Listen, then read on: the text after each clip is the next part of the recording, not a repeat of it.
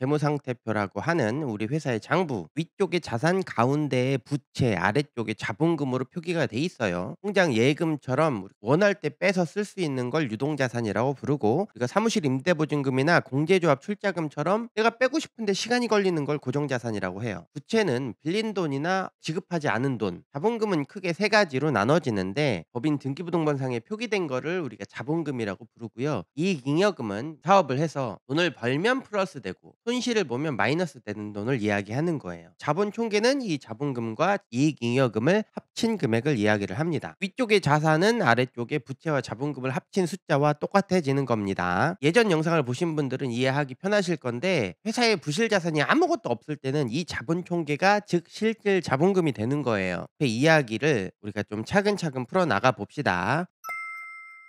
이 법인 설립할 때는 처음에 자본금이 1억 5천만 원이 있었어요. 등기부등본에 1억 5천으로 표현이 됐고 예금에 1억 5천이 있었겠죠. 근데 건설업을 등록하는 과정에서 공제조합 출자금하고 사무실 보증금이 총 6천만 원이 나가면서 예금이 9천만 원으로 줄어듭니다. 첫 달 월급 때가 되니까 김 부장하고 최 과장 월급을 줘야 되잖아. 사대보험 이것저것 나가다 보니까 한 1천만 원이 나갔다고 할게요. 이제 회사의 예금이 1천만 원이 줄어들겠죠. 1천만 원이 손실이 나기 시작합니다. 자본 총계는 1억 4천이 돼요. 자, 공사 계약을 하면서 매출 세금 계산서를 발행하고 3천만 원을 받았기 때문에 이익잉여금은 마이너스 1천만 원에서 플러스 2천만 원이 되는 거죠. 3천만 원이라는 숫자가 커졌으니까. 예금에는 3천만 원이 더 들어와서 1억 1천만 원이 되고 자본 총계가 1억 7천이 되는 겁니다. 그런데 이 공사 3천만 원 계약금은 그냥 인건비랑 자재비로 고스란히 나갔어. 다시 원상태로 복구가 되죠. 이런 과정들을 거치면서 이익이 났다가 손실이 났다가 이게 반복되게 됩니다. 그런데 문제는 이제 12월 달에 일어나게 된 거예요. 기성일자가 변경이 되면서 회사에서 본인의 자금으로 일부를 지출을 했죠. 맞다, 우리 회사에 왜 통장에 3천만 원밖에 남지 않았지? 이 실질자본금이라는 개념이 있기 때문에 이게 문제가 된다는 걸 최 과장은 깨달았던 거예요. 통장에 3천만 원밖에 남지 않았다라는 상황을 장부로 표현을 해봅시다. 현재 상태는 마이너스 6천만 원의 손실이 났던 것과 같은 의미라고 보시면 돼요. 자산은 부채와 자본금을 합친 것과 같다고 했는데 지금 현재 상태에는 부채가 아무것도 없잖아. 자본 총계가 9천만 원이었던 상태였던 겁니다. 이 질문 자체가 일단 잘못된 거예요. 최 과장이 회사의 결손을 파악하지 못하고 있다는 얘기예요. 결손이 나지 않은 상태에서는 이 최 과장의 질문이 맞는 질문인데, 결손이 난 상태에서는 이렇게 접근을 하면 안 됐었다라는 이야기인 거죠. 그래서 김 부장이 6천만 원을 입금을 하면서 예금은 3천만 원에서 9천만 원으로 상승했지만 부채가 6천만 원이 잡히면서 이 자본 총계는 변함이 없었던 거죠. 그래서 총 자산 총액은 1억 5천이 맞지만 가수금 6천만 원이 발생하면서 자본 총계는 아무런 변함이 없었다. 건설업을 맨 처음 등록할 때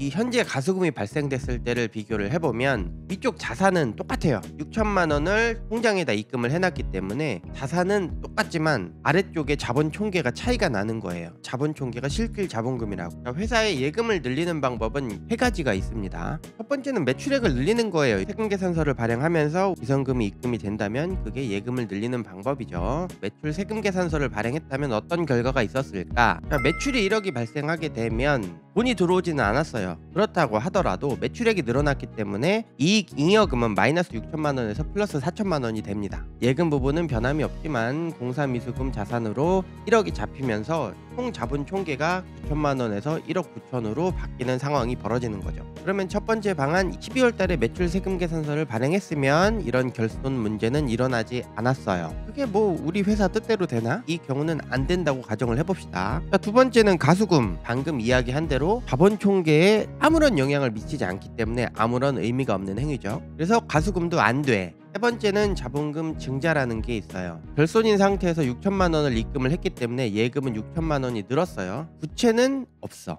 그리고 자본금이 6천만 원이 늘어나면서 자본 총계가 1억 5천이 되는 거죠. 자본금을 증자를 했더라면 이 회사는 아무런 문제가 없을 겁니다. 왼쪽은 가수금이 발생한 상태고 오른쪽은 자본금 증자를 한 상태예요. 자산 내용은 다 똑같은데 아래쪽에 가수금은 부채가 6천만 원이 잡힌 거고 자본금 증자는 자본금이 늘어난 상태다. 김 부장은 6천만 원이라는 돈을 회사 통장에다 넣었어. 이게 법무사 비용 한 70만 원, 80만 원만 들이면 되는 행위인데 몰랐던 거죠. 이 자본금 증자가 무조건 좋은 건 아니에요. 일단 자본금이 늘어난다는 부담감. 가수금은 김 부장이 다시 가져갈 수 있는 돈이 되지만 자본금 증자는 김 부장이 돈을 다시 회수해 가면 안 되는 돈이긴 하다. 마이너스 되는 요소가 있기는 하지만 이 행정처분 6개월, 규정상으로는 6개월, 뭐 감면받으면 3개월, 행정처분까지 받을 위험성은 피해야 되는 게 아닌가. 단순 이론이냐? 고객들에게 실제적으로 사용하는 방법이에요. 이 회사 같은 경우는 11월 달에 이 현상을 발견해서 제가 조치를 취했던 경우였고, 뭐 10년 전 이야기이긴 하지만 12월 달에 이 현상을 발견해서 자본금 증자를 회사에서 받아들이셔서 직접 하셨었어요.